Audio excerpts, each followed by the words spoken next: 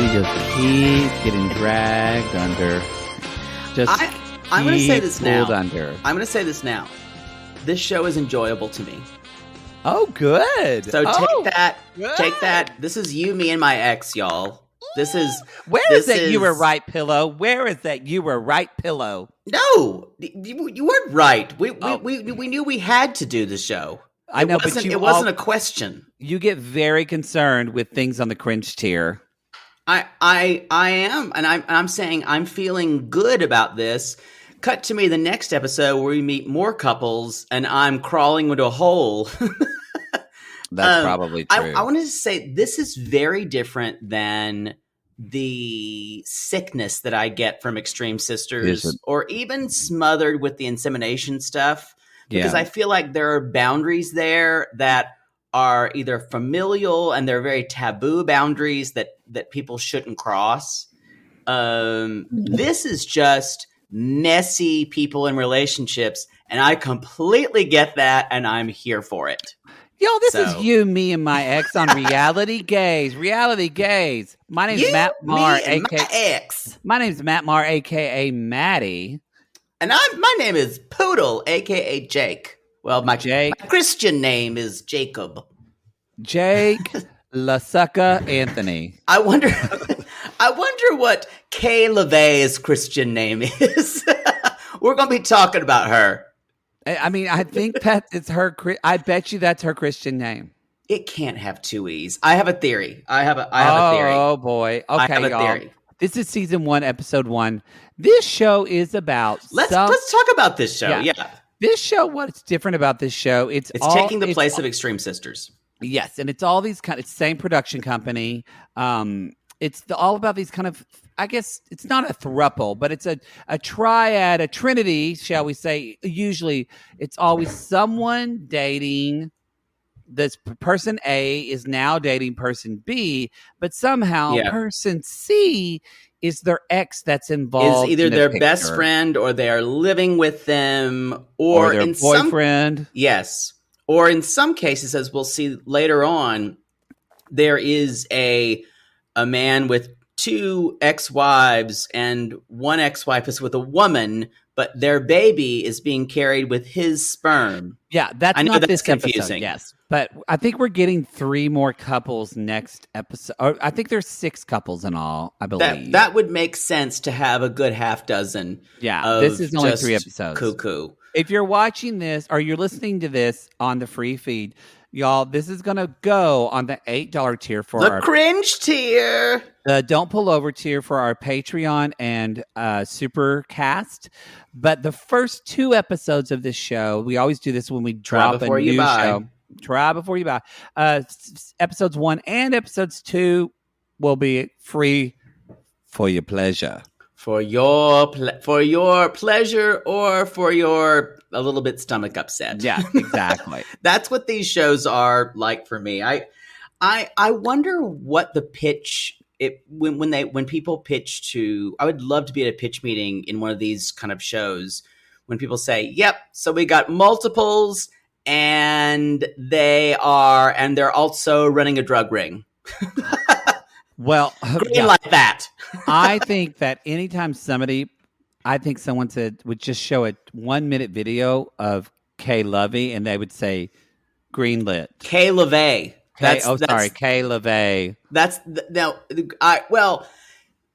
She wants to be famous. Oh, she's a star. She wants to be famous, and she's a reality star. She wants to be famous. This is why her name is not Kay LaVey. Especially, she added the extra E in K. Here's why she added the extra E. Branding. Yeah.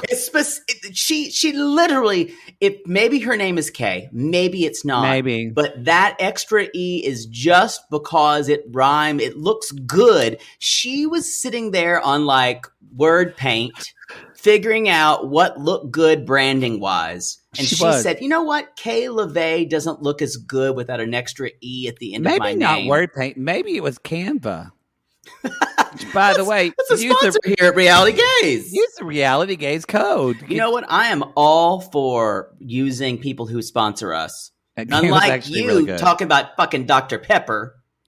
You talked about something just I the did other day. talk about Kind Lips because I'm a believer in the product. Oh, God. Well, I'm a believer in Dr. Pepper Zero. Yeah, but everyone knows Dr. Pepper Zero. No, I was trying to help out a line that was eco-friendly and sustainable. If it's important to him, it's important. I will talk about it. Important. I talk about lines that are important to me. We need to move on.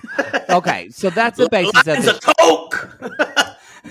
I haven't done Coke since the 90s. Thank goodness. That's not true. Maybe the 2000s. Yeah, you were in college in the 2000s. Oh, you're right. Yeah, I did it. I did it in 2000s. So, y'all, that's what this show's about.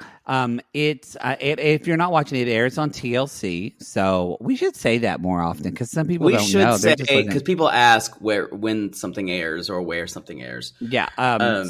So let's jump in. There's 3 couples we're going to talk about today. The first one is Jerry, who is 54, and his wife, Jessica, who is 40, who looks 24. Bitches had some good I will say, face work. I didn't ask you. What did you like this show? Yeah. You like all the cringe shows, though. Like it's not... This is the first cringe show I've actually liked. At this point, if this production put out a show called Dolphins and Sharks Fucking, I would be riveted. Riveted. Fuck me. Okay, fuck me, fuck me. You do it. This was a kind of a joyous experience for me to watch, which is a big difference when I'm watching Extreme Sisters and I'm kind of like waiting for the other shoe to drop and something else to happen. Yeah, it was. So this, you know what I think is this show is just more. I think the people are big personalities, but this show just seems more, again, not as many WTF moments, but also there's dare I say in this first episode, a bit of more relatability to the characters. I agree. And there's also a lot of pathos, I feel like. Yeah. Like, especially we're going to see with Lisa and Jimmy.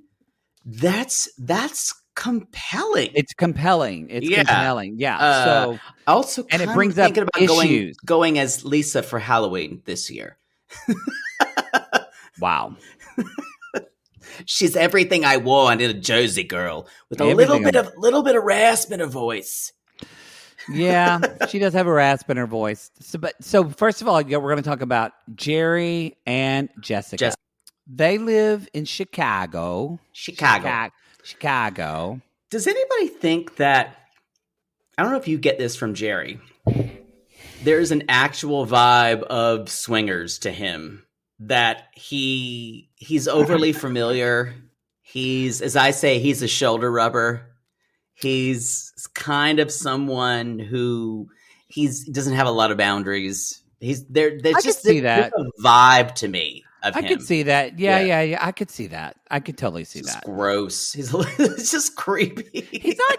I don't get creeped out from him. No, he's oily to me. He's oily. He's not to me, but he just seems a little overly. To me, it's overly familiar. Where he's okay with seeing his girlfriend watching his wife sit in his lap.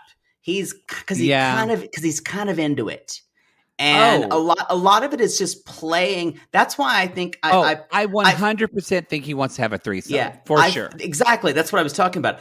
I really kind of feel for Kayee LaVey because she thought she was joining this reality show to become a star, and she's actually going to be the object in a closet. She's just going to be the object of a threesome the entire time.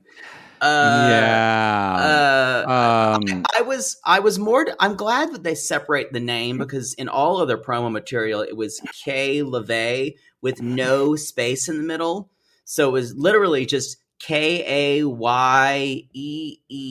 capital LAVEE. And it made me crazy because I didn't know how to pronounce that. Is it an A? I thought it was said LaVey, but still was LOVEY. No, I think there was an A. Oh, okay. So it is actually spelled love. I thought it was just Yes. lovey, but she No. said love, You know what it might be? which would I be don't. kind of amazing. It's y'all. This is branded for reality. She has changed the spelling of her name, No, even if her Poodle, name you were wrong. It is K Love. Love Lovey. Then she actually has invented a new name for herself. She's a musical artist, y'all. There we go. I knew it. Yeah, I like her. She's beautiful. You know what? She's fun. gonna be a good star. TV. She's gonna be good TV. Yeah. But know that she has invented a persona for herself called Kayee LaVey, and that persona is going to live with them in this house. It's perfect. She's the perfect foil to Jessica because Jessica we don't know a lot about her, but I know she moved back from Utah. Well, we'll get into that. To take care of him when he had a health scare. So that's it. So for them, let's jump in. Jessica says they have more than a friendship, but it's not sexually intimate. And the producer said, "Do you sleep in the same bed?" Sometimes. She's like, sometimes, but we've known each other for 20 years. And she said, I've known you for 20 years, but I'd rather not sleep in the same bed with you. No, they Your were back hair gets around me. Your asshole, it just leaks because it can't shut closed anymore, and it smells like raw eggs and vodka.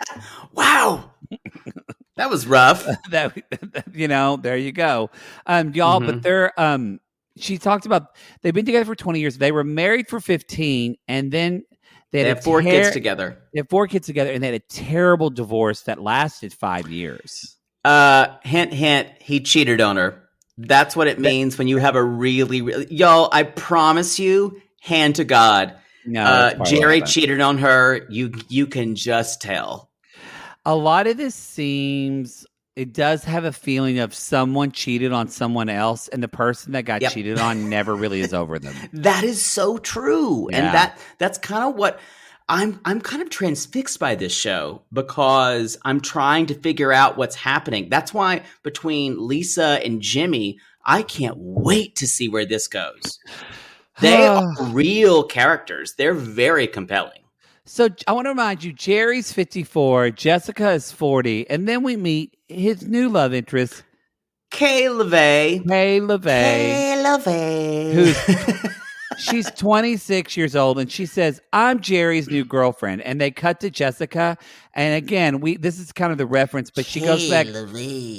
She goes back to that shrimp face that we call it. Whenever bad shrimp. When Usman and baby girl Lisa got married. Not good. Not good. It's not that you're actually sick, like you're going to vomit. You're just like something's moving in there wrong. Ooh, percolating. Yeah. You're percolating. I just want to say they're sitting on that couch doing the testimonial. Kayee LaVey's wearing satin gloves up to her elbows. Okay, she's wearing opera gloves, y'all. And also just holding her phone in her lap. To wear opera gloves in an interview, that takes gall. It really does. And everyone else is being dressed normal. Jessica is wearing a top that she got at the Gap and like jeans that she got from Free People. Jerry's wearing Structure 3 seasons ago. Or maybe like an Untuck It shirt. Yeah. I need to say that they met. So Kayee explain this because I was confused and I wrote down. I can't remember. They were in an airport. Okay. So Jerry's in an airport and he goes into as she says, a sunglass boutique. Oh, y'all, this is a kiosk. It's a kiosk. It's not Sunglasses Hut. It's a kiosk. 12 by 12. And this area. And and he said, and I saw this woman and I was transfixed. And I have a feeling that he chatted with her during his layover. Yeah. And because he was, and she thought, y'all, I feel like this is something where they might have come to them because the ex-wife lives with them and they applied and they're like, guess what? Is there any type of like girlfriend that you can bring who lives with you? And Jerry's like, well, I did meet this girl at a sunglass kiosk, and I was kind of into her, and we were dating a little bit before COVID, but we kind of fell out of touch. Too. I kind of feel like that too. Like it feels a little produced. It's very produced, and I'm here for it. Because I love all the fake shit. So they've been in a relationship for what, 2 months? If that, but they've been to one Bulls game, and when his sons pick her up, she's like, you know, your dad and I went to a professional basketball game. Like, she's reading cue cards. And maybe that's why she had her phone to read what to say. Possibly. So they basically, the sons go, I don't know why he sends his 2 sons to pick her up and not him. It's quite strange. It's very, way to put your kids in the middle, but they go pick her up and they're driving on the way and she's like, oh, look at this. It's so spacey here. It's like, it's like, she's room for the imagination to roam. She's a little brainless. There's not a lot there to Kay LaVey. I don't know if she's not smart or if she's just not trying. I need to see more. That is a fair point. I need to see more. You know what I mean? I think maybe she's trying a little too hard for reality TV. Maybe. So Jerry met her pre-COVID, but now they're kind of like, well, so y'all, this is kind of what we're finding in these. And she's like, well, when I say in these relationships, we're finding. I don't know if it's it, but each relationship kind of has a traumatic event that really changed the course. Show me trauma. Ding! And so Jerry Jerry got really fucking sick. He had a fungal infection in his blood. And as someone who's been doing a lot of hospital time now, and they talk this so much. This is your Home Health Minute. Welcome to the Home Health Minute. This is Maddie Marr talking about hospitals. But a fungal infection in your blood, that's horrible. It was in his lungs. It got in his liver. Y'all, they scared me to death when my dad did stem cell with this, because if that happens, then we're talking organ failure. It's your blood. There's an infection in your blood, literally the thing that kind of powers everything. So it's a big deal. And the fact that he made it, they said he wasn't going to make it, but the fact that he made it is kind of astonishing. But that's when Jessica, I'm sorry, go ahead. No, I was going to say he had organ failure, liver failure, all the failures. All that the you could failures. And Jessica, she moved back from Utah, which to take care of him. Makes me wonder if she's from Utah too. If she's like totally, I wonder. Please tell me she was Mormon. And I only say this because she's like this naiveness of I don't know how. I don't get that from her at all, actually. I think she knows she's there to take care of him. She seems pretty on it. Yeah. I think she's happy to fuck with Kay LaVey in any possible way she can. I totally think that she was the one who suggested that Kay LaVey's room be a closet. Yes. I will say when he said, "Let me show you." So Kay LaVey gets there, you guys. Yeah. We'll get there. So yes. But I just want to say, Jessica moved back to Utah. She helped rehabilitate him and take care of their kids. Took care of him. Yeah. So she's been taking care of him. Exactly. And Jessica says, when you think you're going to lose that person, it's a whole different thing. You realize it changes, and I can't imagine her thinking she's going to lose the father of her children. And I think Jerry didn't say this, but if Jerry almost died, he might come out and be like, yeah, I need to tap me some young ass. I need to lock that down. I still think he might be going through a little bit of a midlife crisis. You think? I guarantee you he's got a Mazda Miata in the garage or whatever a Mazda Miata is for 2021. But does he have a Bronco in the pants? Negatory. Oh, okay. Using your gift. Yep, it's a negative. It's a negatory. All right. I think he's got a dick. I'm not into him at all. It's interesting. He's one of those just nondescript men who I would see him in an airport and not give him a second look. I think he looks like a manager of a GameStop to me. That's like, pretty good. Yeah. That's all right. That's the vibe I get from him. No offense to managers of GameStop. I love GameStop. He is serving me financial director for a chain restaurant. Oh, okay. At a district level. Interurban, one of those. Yeah. Maybe a Chevy's. Yeah, something like that. He's Caro's. a financial. He's a big for Caro's restaurant. Good soup there at Caro's. Yeah. Fuddruckers. I think they're gone now. What? Maybe I'm wrong. I think there was a lot of Fuddruckers that closed. Fuddruckers was delicious. You know, I'm gonna make a really sad admission that whenever I go to Fuddruckers, I eat too much because their fries are so good and their onion rings are so good that I almost have to be wheeled out of the restaurant in a wheelbarrow. I don't know if there are that many left. I know a lot closed. Oh, their burgers are real good. They still have they still have a website. Well, they're still around. Oh, they're based out of Texas. Maybe that's why we don't see them more in California. You know what? There's Fuddruckers in California. I saw it. No one gives a shit about No this. one gives a shit. The show should be subtitled "Talking About Chains That May or May Not Still Be Around."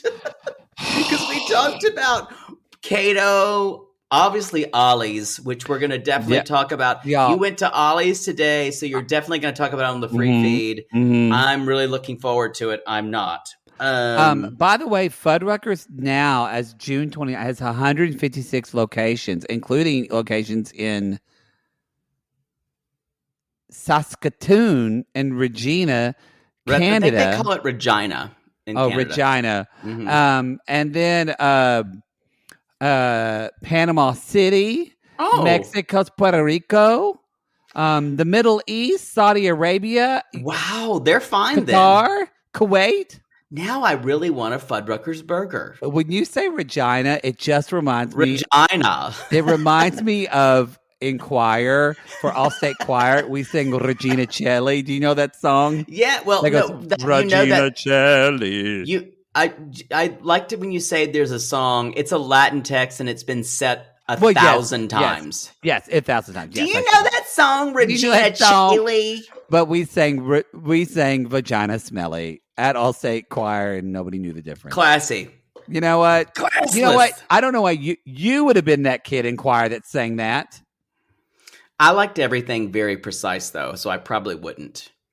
Wow. As far as music goes. Who's the rule follower? Wow. When it comes to music, as long as I'm the arbiter, it's fine.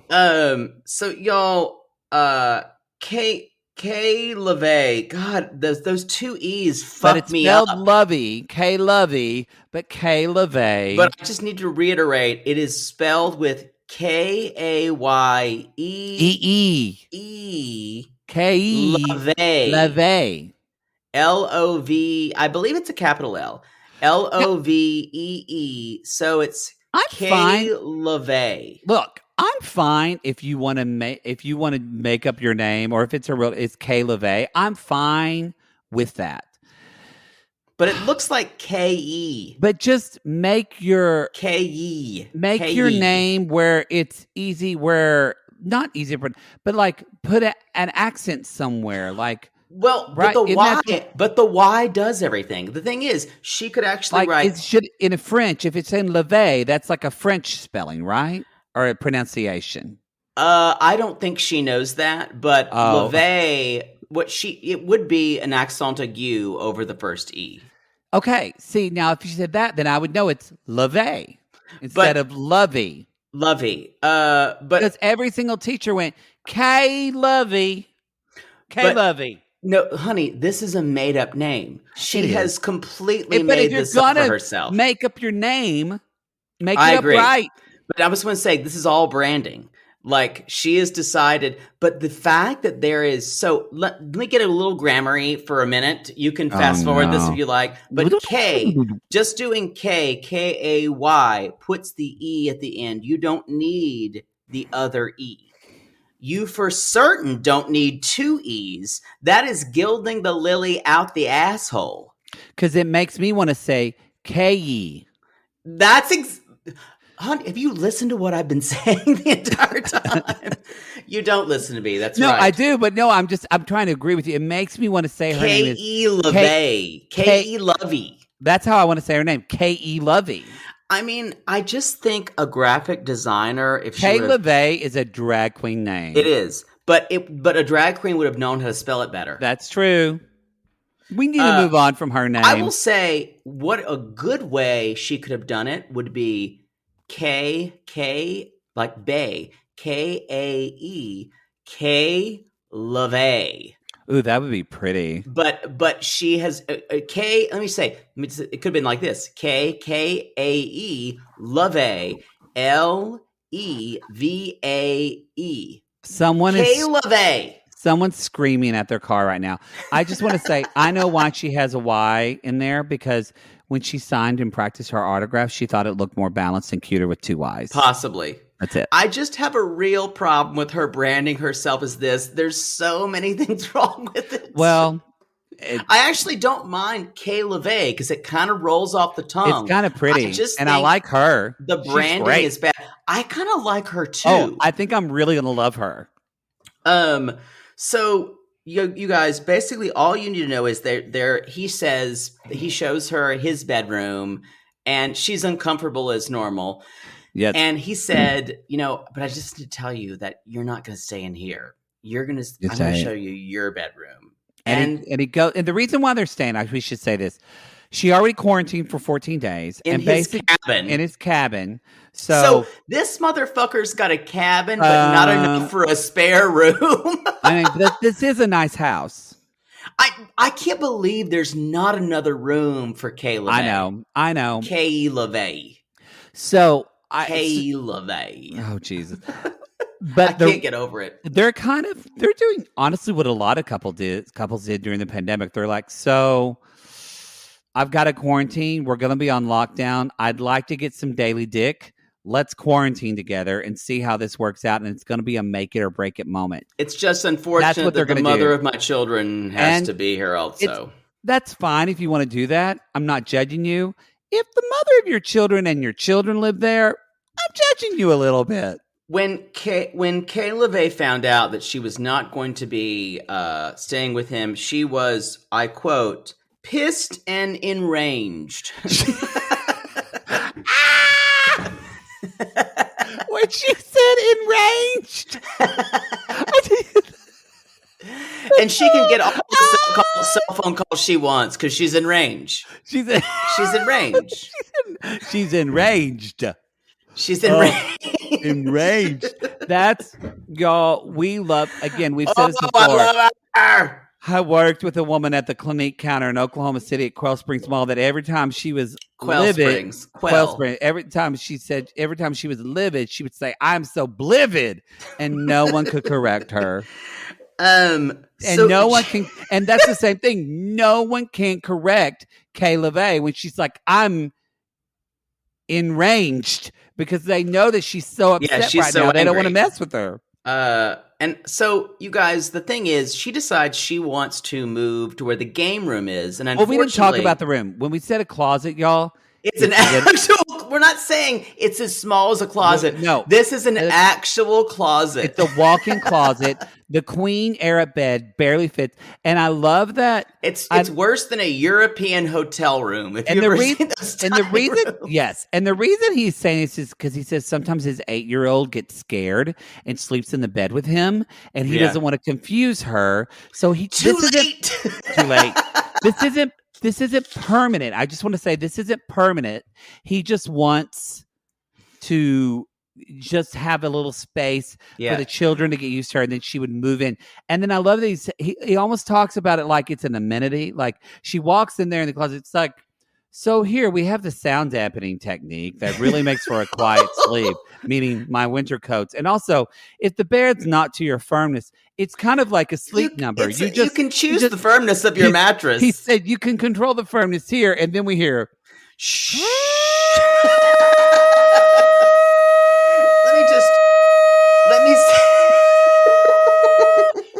Let me say this now.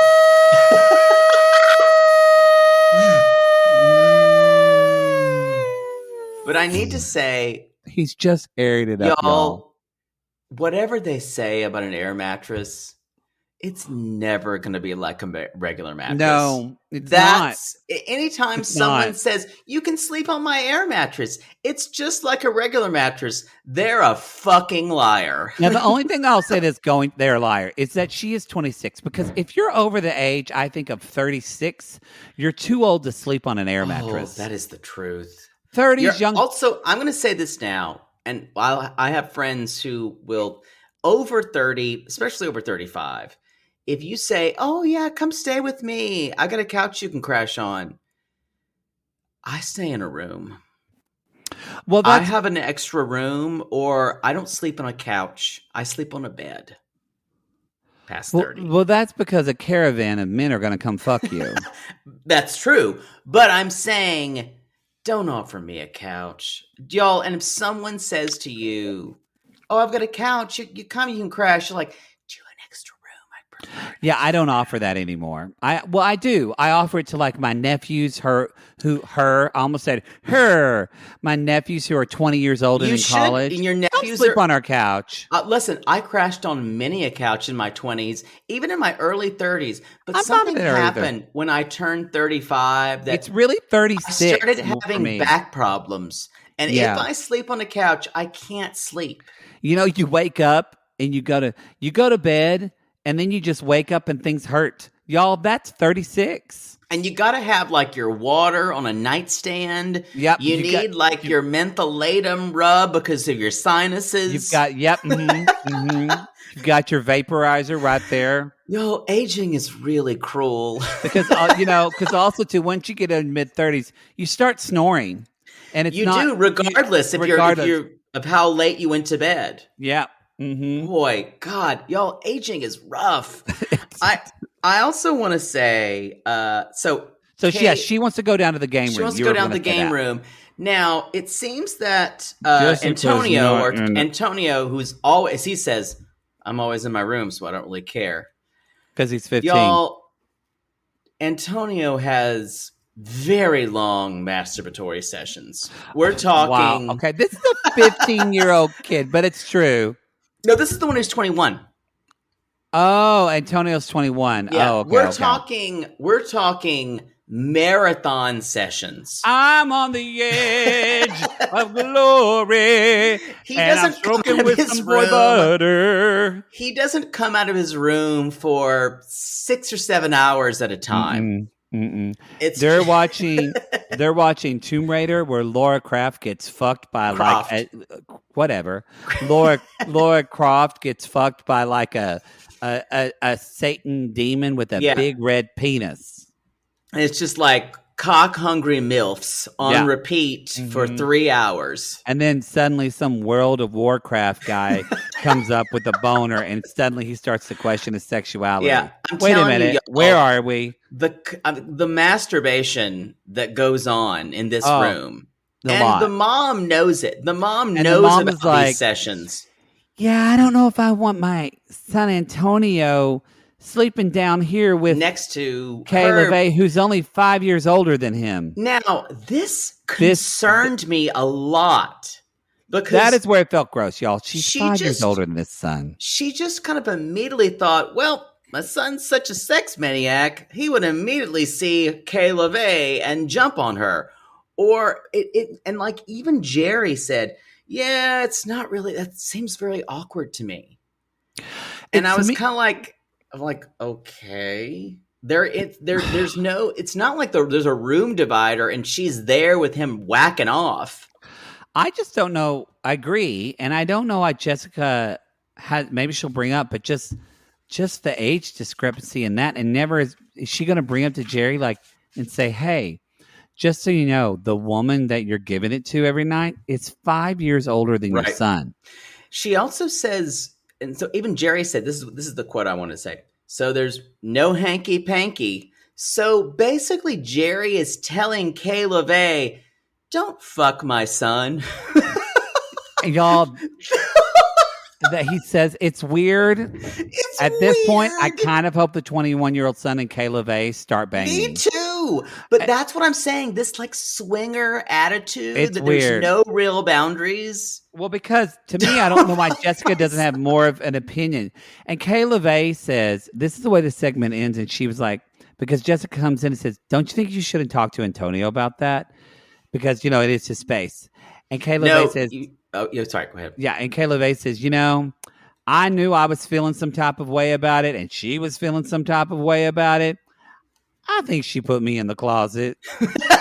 She definitely put you in the closet, honey. And that's how this series is set up for the rest of them. We need to take a break, but before y'all, we had a lot more to say about Kay LeVay and Jerry and Jessica than we thought we would. But let's take a break. We'll be back to talk about Jimmy and Lisa. Hey, it's up for Jimmy and Lisa. And Lisa.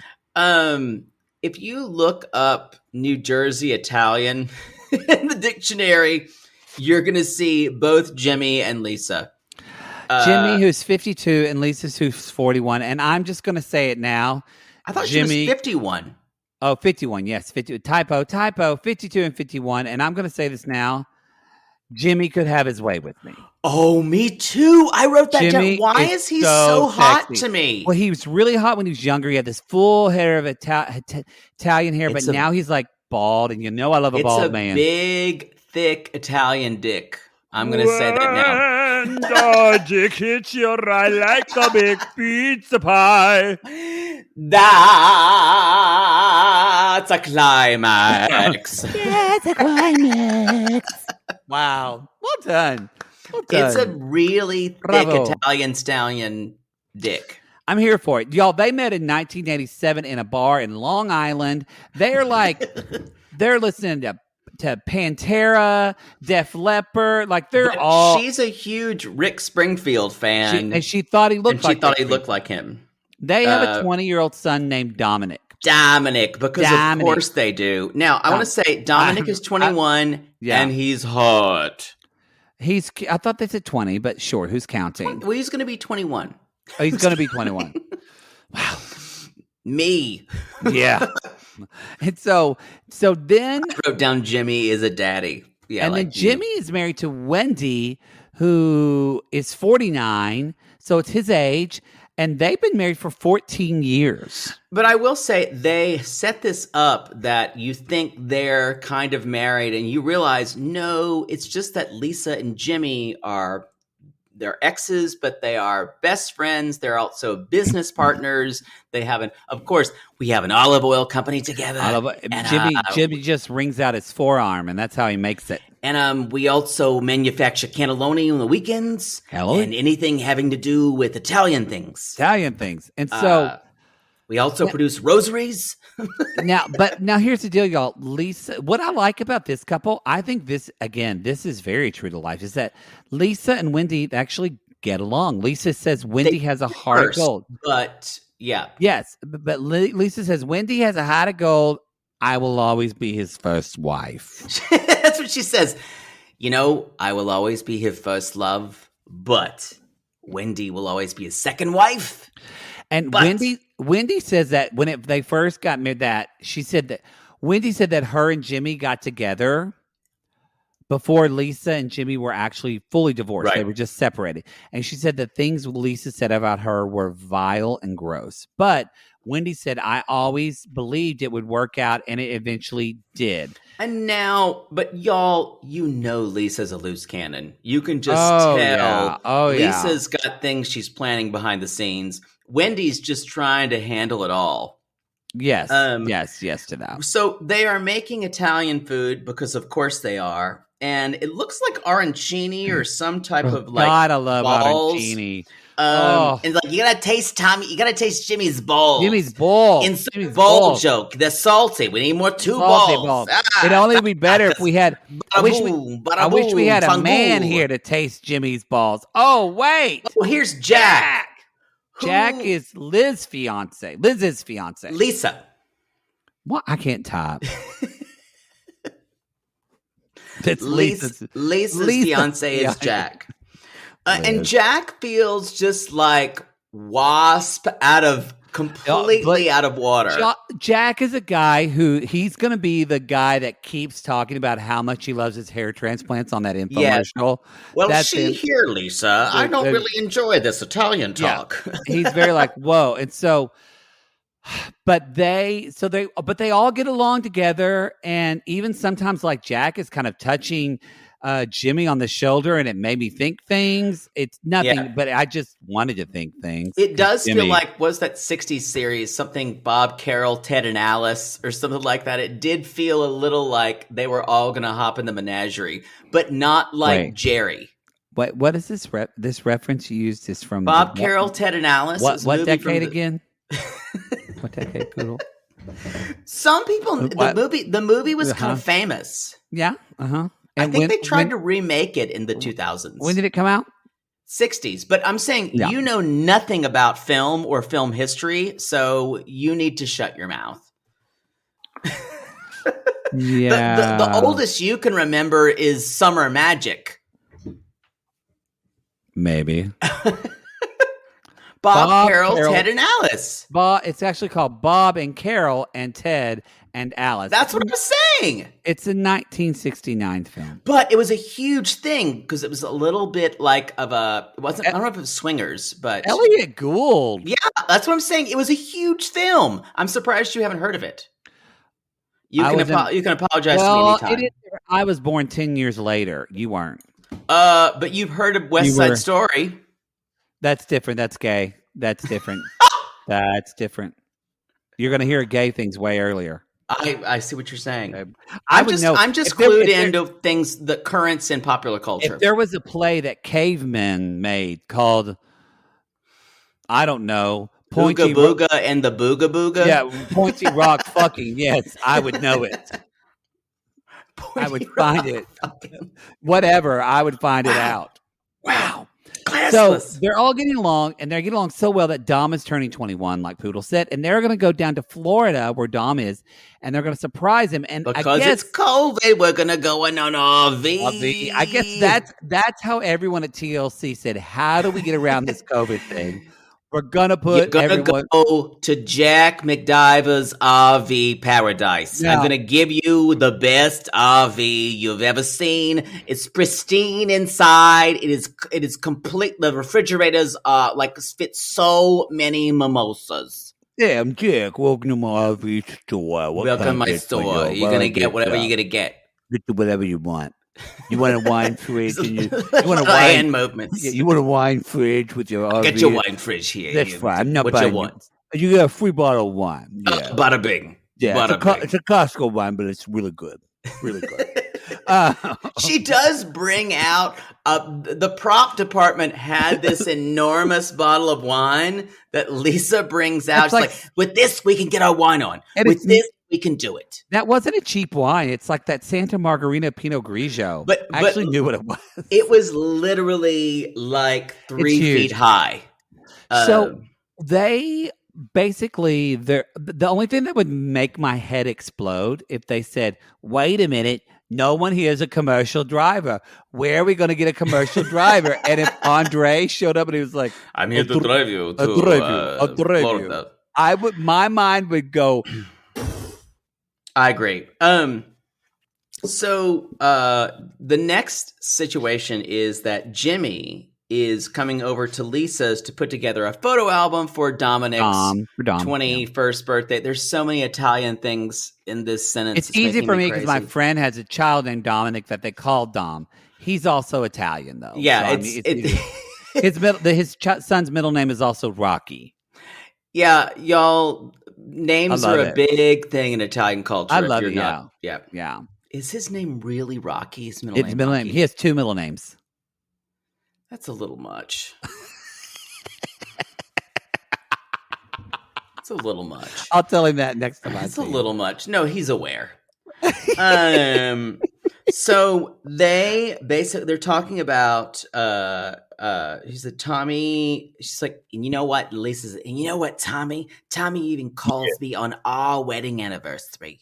So y'all, she's not over him. No, definitely not emotionally. Not over him. And so, in fact, because She wants to tell Dom the real reason they broke up, which is that that Jimmy cheated on her.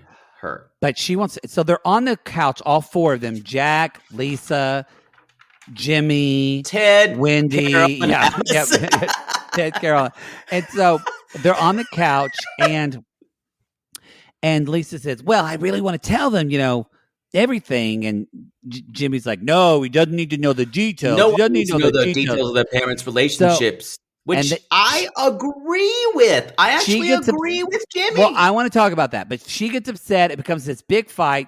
Wendy is just sitting there, y'all. Poor Wendy is drinking a bottle of that wine. She just like for the testimonial, for the interviews, for the camera, ripped the entire season. Wendy was just like, "Yeah, producer, can I bring this bottle of this Chardonnay? It's a big glass, and we opened it. And I want to make sure the Chardonnay in here.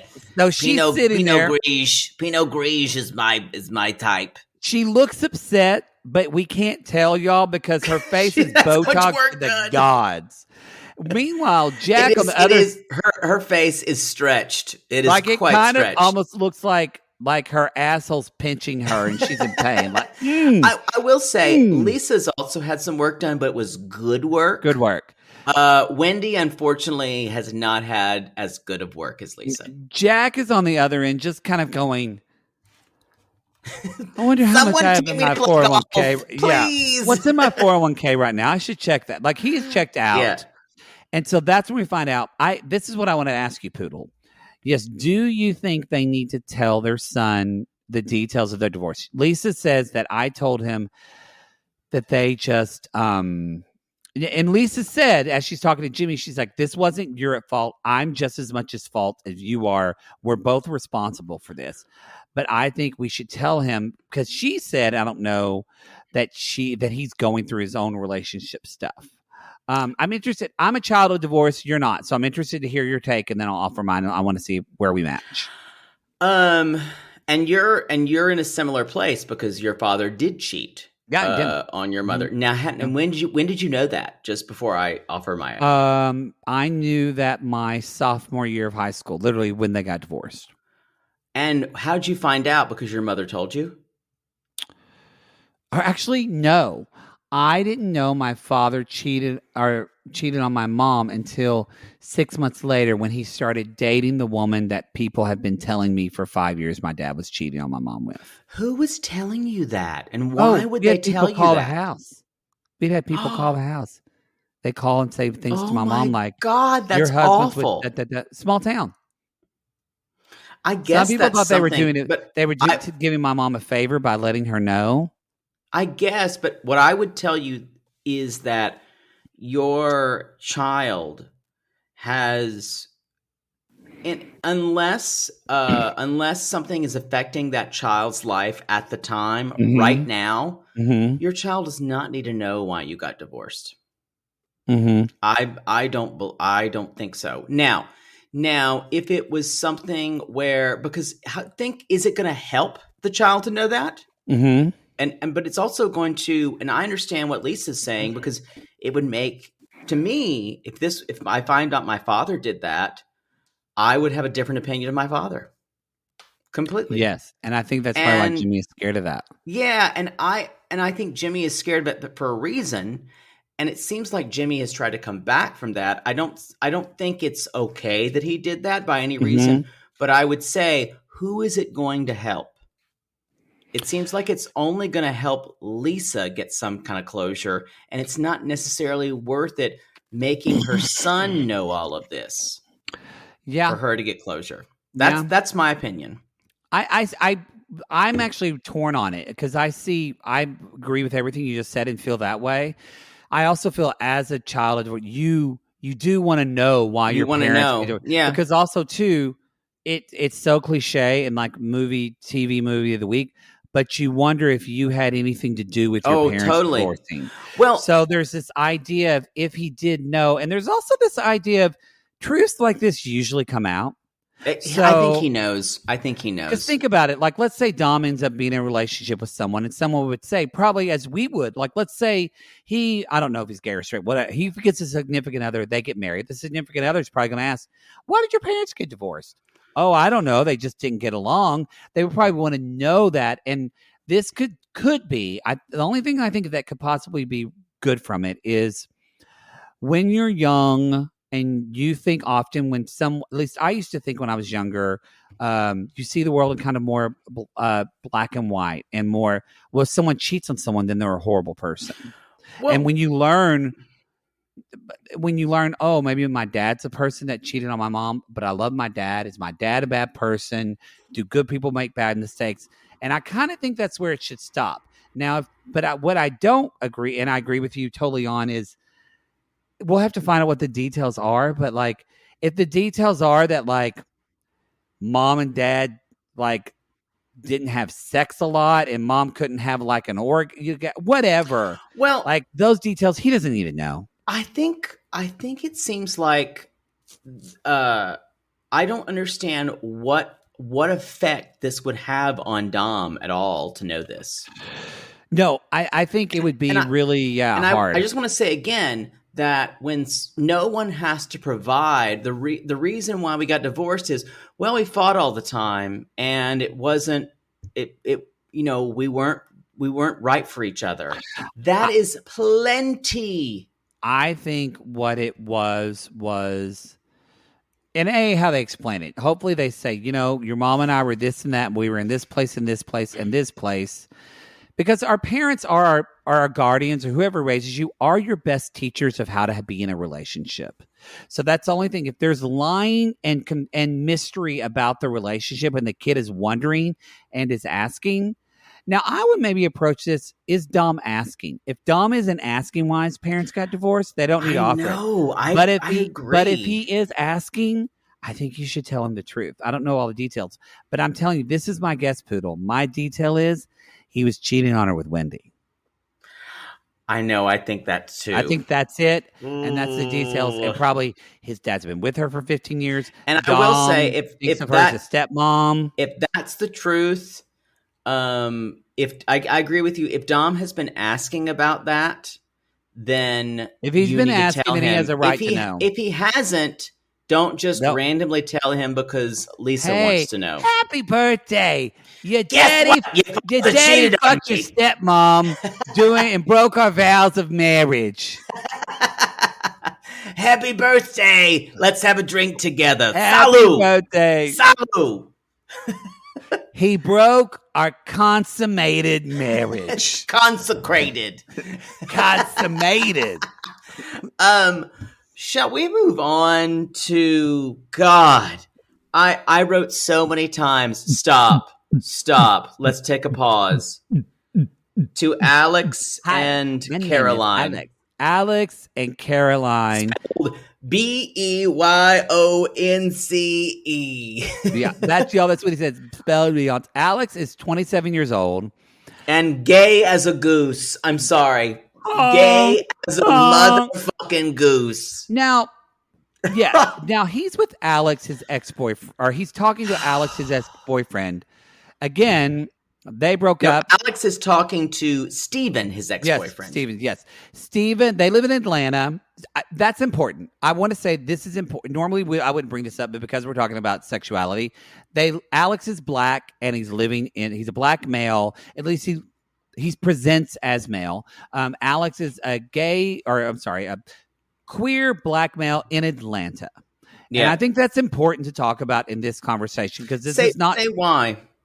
Because Atlanta, even though it's a big city, and I know just from friends and in black culture that coming out, sexuality, that's a different thing than white gay people. It's a different thing than Latino gay people. At the same time, there is a huge black gay scene in Atlanta. There's also a huge religious scene in Atlanta. But I'm saying, as far as gay scenes in the South, it's Atlanta. It's like I've said, though, it's like I remember when I used to volunteer for the Trevor Helpline, which is a suicide helpline for queer youth. And I talked to a kid forever like an hour and a half. He wasn't suicidal. He was just very, very, very depressed. And he kept saying, I feel so alone. I feel so alone. I feel so alone. And I knew, he told me that he was a black man. I said, okay. And we were talking about a lot of things in his life. And then at the end, I said, by the way, I never asked, where do you live? He's like, oh, I live in Chicago. And I went, are you kidding me? As a kid in Oklahoma, if I lived in Chicago, I'd be sucking dicks and be so happy. No, I understand what you're saying. So it's like, that's per somebody's world. We don't know. I agree, but it's, and I get what you're saying. I will say, got like Alex, a huge pride parade. It's a huge presence. Alex doesn't seem like the kind who is subtle. Well, I also want to say that Alex is, and this is important too, he's an effeminate black man. Very so he's different. Like someone like Poodle and I, he can't hide. We cannot hide who we are. He has a cat named Katarina Grande. I don't think he wants to hide. Exactly. And I have a couple of problems with this. Mostly because the name Katarina has nothing to do with Ariana. It's true. It was Katarina Grande. It's Katarina. But it doesn't have the same ring. Yeah. I actually spitballed on my pad all the ways to make his cat's name gayer, and I could not find one. I don't like Katarina. What did you have? I thought about Ariana Cat Day. Okay. Which would have been better, or Cariana Grand Cat. Okay. I thought about Cariana Grand Cat. Okay. Cariana is better, but at least it sounds like cat. We should leave this here. It really bothered me, y'all, because they were trying to make a joke and it was bad. That wasn't to you. That was like, it just doesn't work. It doesn't work. So it turns out Steven is his ex, and the show leads us into thinking that, he's a gay guy, or he's at least bi. And Alex says that we were dating, and then we decided we shouldn't be dating. And because basically Steven cheated on him. I also think Steven is creepy as fuck. And Steven is a weird person. He has a weird vibe. And so Alex said that left him with a lot of emotional scars, and so that's why he ended up, not that's why, but he said he feels 100% connected to Caroline, who's 28 years old. That is a woman. Caroline's a woman. She's a woman. Who was his boss? And they became friends, and they basically became squirrel friends. And she said, I had no idea. I thought we were friends. And I thought we were like best gay friends. It's a weird thing to have your like best gay friend. He just made out with me. Now, so I want to say right now, Caroline, for all of you queer dears out there, Caroline is living your dream. She is. And she is maybe doing. Not. I don't think a lot of queers want to be in a relationship, but she's. You would be surprised. Oh, I had one. I know. She held me down for 10 years, and then she got dated a straight man, dropped me like a hot potato. But especially ones in their 20s, because Caroline isn't very old. She's 28. Yeah.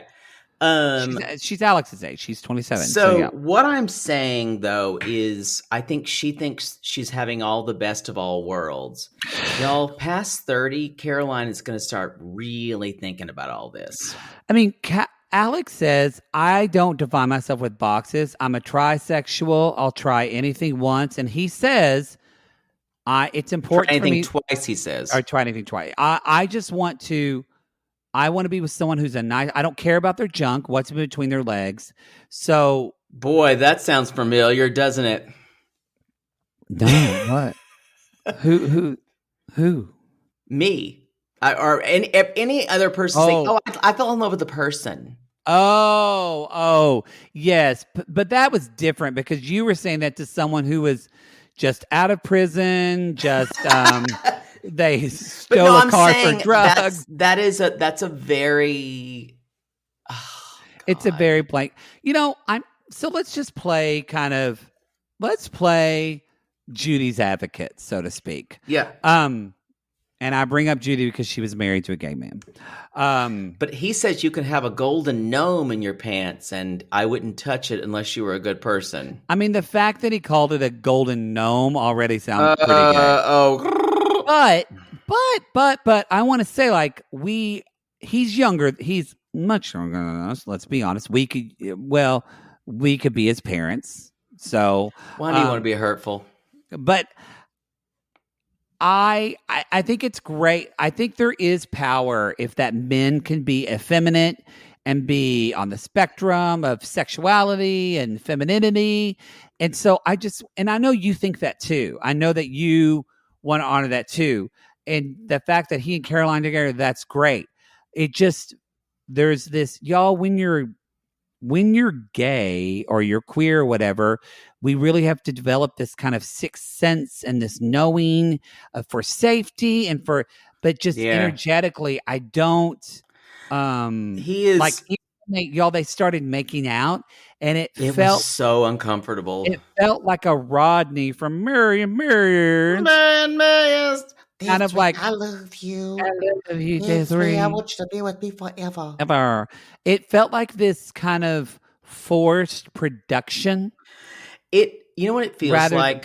I could be totally wrong. And if y'all think we're judgmental, that's fine. But I mean, it feels like he did not like who he was with Steven. So he's going the completely 180 opposite way, thinking he will like who he is better with Caroline. And that's why I bring up the fact of his race, where he lives in the South.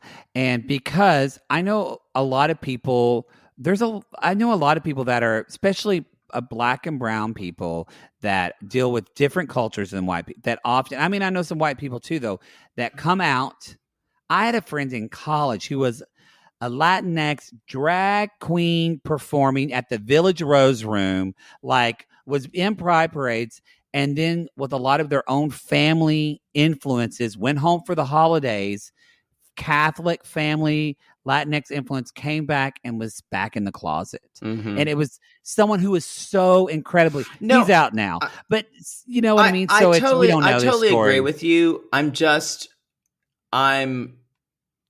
especially with the option to go on television. That's where I'm going. That's why I start to feel because let me keep going. Because a lot of this stuff is when it's done in secret, you wouldn't want to publicize it. That's why I feel like this might be done for the cameras. Possibly, but I bring all this up because I think you and I get that, but a lot of people that maybe that don't either know a lot of queer folk or might wonder, like, he's gay. Why doesn't he just know he's gay or he's bi or what? No, it's his. I think it's his stress left over from his previous relationship. I also think he wants to be famous. Yeah, I think that. But I'm just saying. I think for people that are, but you and I are queer, and that what I'm trying to say is though there is this idea of coming out and going back in, and that's real. That's a real thing. That's a real thing. A lot, and this could be, or we could just be assholes, and he's totally like pan or whatever, and he totally is like a really just good vagina loving effeminate. I would have thought man. So until they ordered a wig for their cat. And then I was like, okay. It didn't bode well. But you know what I thought? I didn't think actually that. I thought it more about when Caroline said, he was the first person I said I love you to. She's like, he's the first person that said I love you to. But she also said, I've had a lot of anxiety about are you going to wake up one day and just say to me, you don't like vagina anymore? And she said, I thought about that a lot. And it kind of brings up things for me of, am I enough? Am I ever going to be enough? And I thought, I really got to let that go. And I wanted to say, honey, I think that was your instinct. That was your gut. That was your gut telling you, I don't think maybe this is the best fit for your relationship. The thing. I feel like he's just playing with her. Everything he is doing with her is he's so actory. Yeah. And I just know this as someone who you stay in the closet for a while, you learn how to play people. You learn how to tell people what they need to hear so you can pass. Yeah. And this is, I can just see it happening. And any woman who had a crush on a gay guy in high school or college, more likely, knows all of this. Yeah. You see it. And I just want to say, I want to hug Caroline, and tell her there's someone out there for you. This is just not it. I want to hug her. I feel sympathy for Alex because I just feel like it's a struggle. I think they're both in a struggle and they're in their late 20s. And I don't feel sympathy for Steven because he's a creeper. But they also talk about potentially having kids together. And I go, oh, that's man. when I went, no. That's when I think it's a complete farce. Maybe not. I'm interested. But I will say, I'm interested almost more than to see this again. This is I don't know. This didn't feel produced or I do think Alex wants to be a reality star, but it didn't feel. Caroline grounded it and made it feel real for me. So I'm interested to see how this relationship plays out. Kind of. They're both theater people in high school who wish they were Broadway stars. Well, that's where I went with it because I still think she loves the drama. Possibly. And maybe she's addicted to the drama, but yeah, she's going to get hurt. So that's all I have about I think that's all I have too. That's it. What?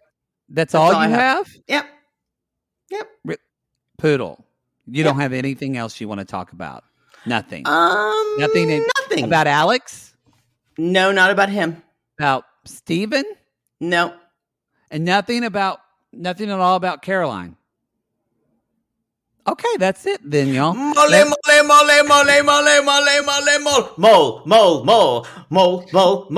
She's got a huge mole on her face. She's got a huge mole on her lip. She's got a big mole on her lip. That mole was waving at me. She was saying, hey there, hey there. That mole was waving at me. She was saying, hi there, hi there. We're going to come up with a name for that mole. We're going to come up with a name for that mole. We're going to come up with a name for that mole. That mole's name is Dusty. Dusty the mole. But look, I come at Poodle for commenting on people's appearances. That mole is huge. And when she first came on screen, I went, mole, mole, mole, mole, mole, mole. It's not even a beauty mark. It's just a mark. It is an entity. Anyway, I had to let you get it out.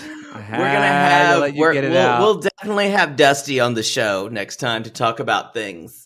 All right, everybody. Dusty. Hey, that is the first episode of You, Me, and My Ex on TLC. We're going to have the second episode. It's going to drop on our free feed as well. So you sure can check that out. Y'all, be sure to go to realitygazepodcast.com for our website. We dropped our second episode of 90 Day Foodie Call on our Instagram at Reality Sinjin and Tania. On Reality Gaze Podcast at Instagram. Y'all are loving that. Twitter, Cameo, come at us on Cameo, and all that good stuff. We don't have a sign off for this show yet. I'm sure we're going to think of it. What should it be? I mean, it should be, we'll see you in the menagerie. Sure. I like the three pieces. I like that. We'll see you in the menagerie.